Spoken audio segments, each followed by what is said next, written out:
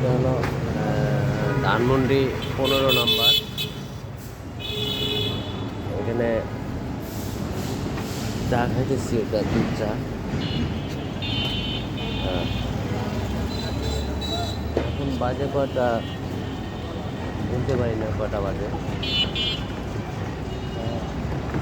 এই বিল্ডিংটা কয়তলা কইতে পারি না। কটা বাজে? 12:30 বাজে। খুব সুন্দরভাবে চা বানাচ্ছে একটা, খুব সুন্দর লাগছে চাটা খাইতেছি।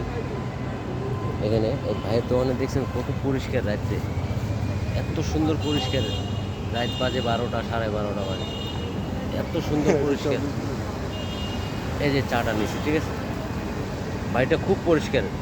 দেখছেন কলা কেমনে ঝুলে রাখছে, বিস্কিট, পানির বোতল সব।